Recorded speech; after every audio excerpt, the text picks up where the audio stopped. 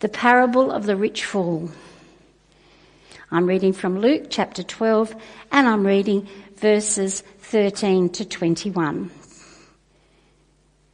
Someone in the crowd said to him, "Teacher, tell my brother to divide the inheritance with me." Jesus replied, "Man, who appointed me a judge or arbiter between you two?" Then he said to them, "Watch out. Be on your guard against all kinds of greed. A man's life does not consist in the abundance of his possessions." And he told them this parable. The ground of a certain rich man produced a good crop. He thought to himself, "What shall I do? I have no place to store my crops." Then he said, "This is what I'll do. I will tear down my barns and build bigger ones, and there I will store all my grain and my goods. And I'll say to myself, you have plenty of good things laid up for many years. Take life easy. Eat, drink, and be merry." But God said to him, "You fool! This very night your life will be demanded from you. Then who will get what you have prepared for yourself? This is how it will be with anyone who stores up things for himself, but is not rich toward God." My Bible, it says meaningless, which to me meant something different. But the reading comes from, the beginning of the reading, the verse before, says, "The words of the teacher, the son of David, who was king in Israel." And so it reads from Ecclesiastes chapter 1 and verse 2, and then 12 to 14. And then going on with selected verses from chapter 2. "Vanity of vanities," said the speaker. "Vanity of vanities. All is vanity. I, the speaker, ruled as a king over Israel in Jerusalem, and I applied my mind to seek and to search out by wisdom all that is done under heaven. It is an unhappy business that God has given to human beings to be busy. I saw all the deeds that are done under the sun, and see, all is vanity and a chasing after wind. I came to hate all my labour and toil here under the sun, seeing that I must leave it to those who come after me, and who knows whether they will be wise or foolish. Yet they will be master of all for which I toiled and used my wisdom under the sun. This also is vanity. So I turned and gave my heart up to despair concerning all the toil of my labours under the sun, because sometimes one who has toiled with wisdom and knowledge and skill must leave all to be enjoyed by another who did not toil for it. This also is vanity and a great evil. What do mortals get from all the toil and strain with which they toil under the sun? For all their days are full of pain, and their work is a vexation. Even at night their minds do not rest. This also is vanity." Do you ever fantasize about getting rich? Perhaps winning the lottery? In fact, should I ask who bought a lottery ticket yesterday? Because wasn't there a big one on yesterday? Maybe you just don't notice those things when you go into a newsagent. Wouldn't it make life different if you had lots of cash? I mean, I think if we were honest, most of us have had such fantasies.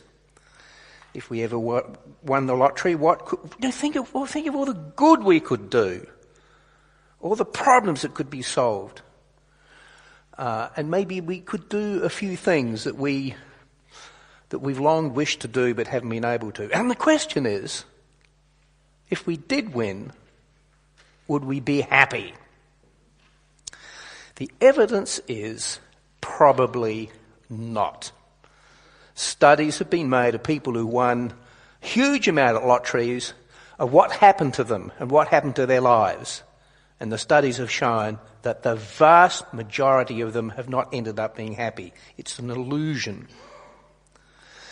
So Jesus tells this story that we heard about a rich man who built extra barns to store his excess grain, had to pull down the old barns, they weren't big enough, who looked forward to his reward by sitting back so that he could, in this classic phrase, eat, drink and be merry.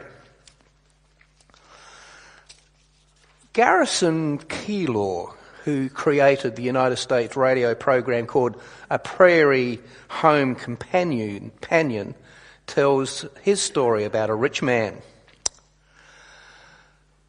A rich man wanted desperately to take his wealth with him to heaven. He talked to many people about how he might be able to do this, and he found a psychic. Of course, she was a woman. With the answer, go and liquidate all your wealth, everything you've got, and buy gold. And put it in a suitcase, and when you die, it will go with you. The man did this, and then he died. When he reached the other side, he was excited to see that, yes, there was this suitcase. He looked inside, and there was his gold. It hadn't been somehow mysteriously disappeared. He picked it up, struggled with it, lugged it to the pearly gates, and then had to have a little chat with St. Peter, who looked at him quizzically and said, "You know, you're the first person I've ever seen bring anything with him. May I look in the bag?" The man proudly handed over. St. Peter looked at it, looked at the gold, and still looked puzzled. The man said, what's wrong? And St. Peter replied, "I just don't understand why you would bring paving stones with you."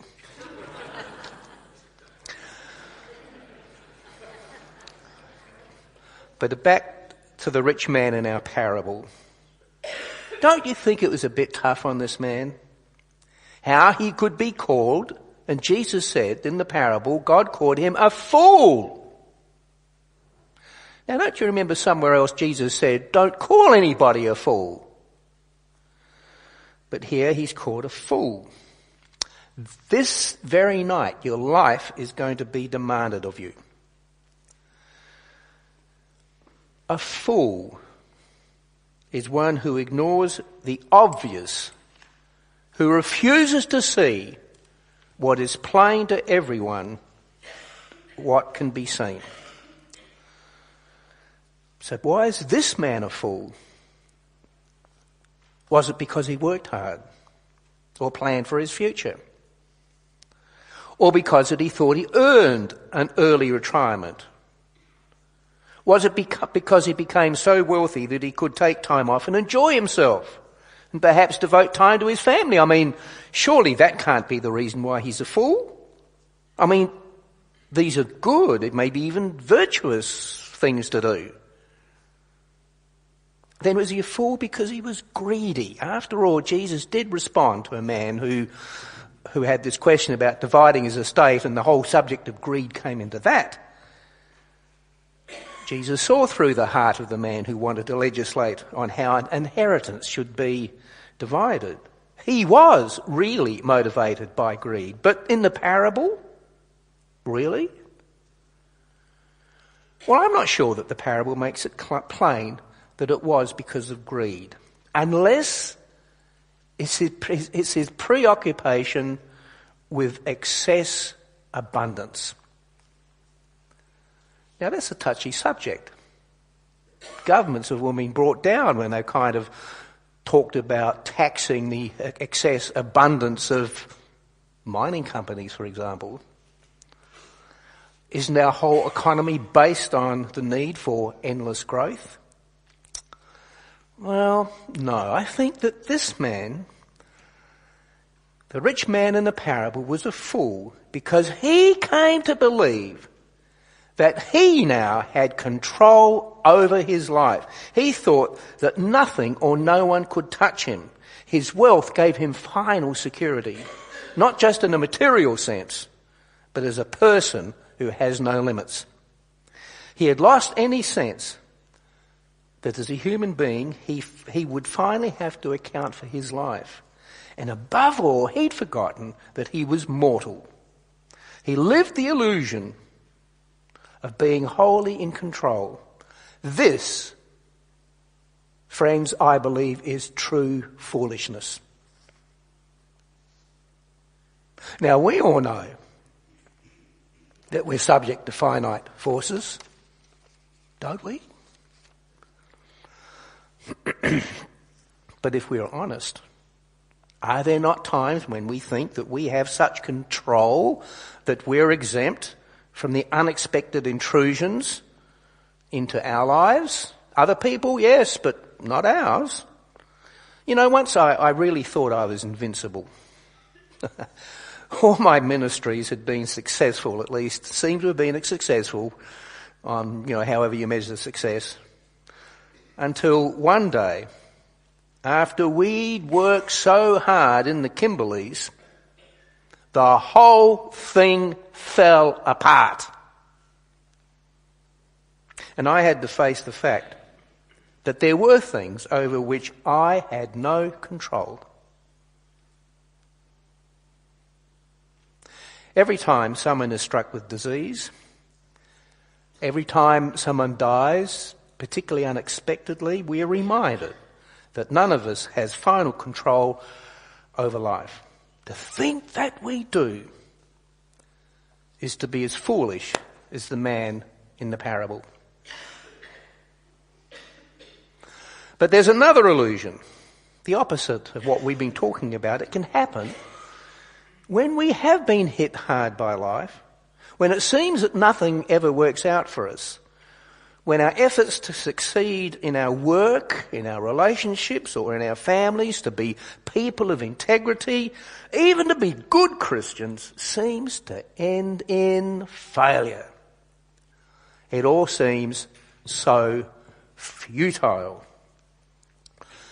And Faye was right in our reading.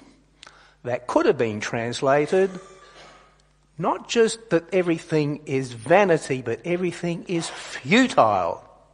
In fact, to put it most bluntly, meaninglessness. Have you felt at any time that everything is meaningless? This is the spirit of the Ecclesiastes reading, where the writer is so fed up of life that all he can say, all is futility, it's all vanity, a waste, it's all meaninglessness. You can't do anything. Is that true? Of course not.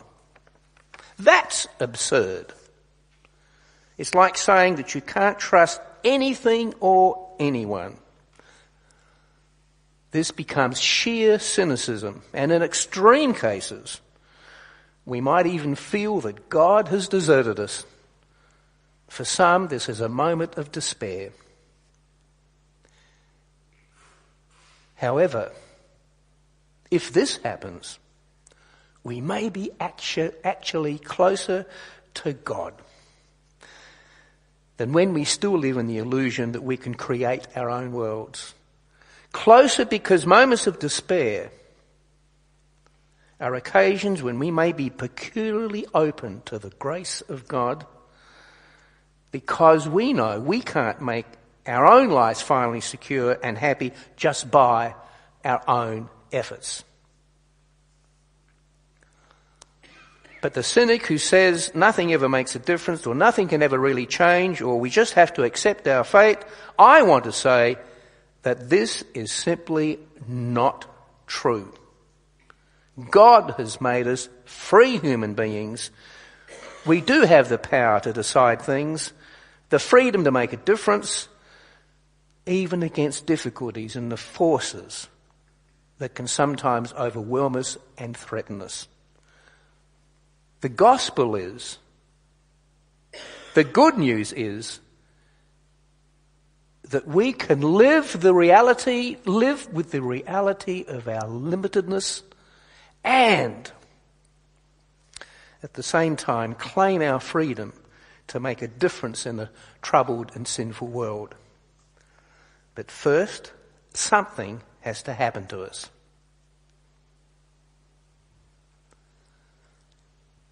To see through the illusions of having final control of our lives. To let go of our cynicism and despair of overpowering forces. To be open to the possibility that something new can happen. The gospel, the good news, is always and in spite of your failed attempts to secure your life, in the end, all you need to know is that your life is a gift. In spite of your damaged or imperfect relationships, you and your loved ones are profoundly valued just as you are. In spite of your achievements, which may be many or not many at all, your significance is not in things done or not done, but in being a beloved child of God. In spite of your moral difficulties and pretenses of being pure, you are indeed accepted just as you are. This, in spite of, always requires utter honesty and a willingness to be humbled and contrite.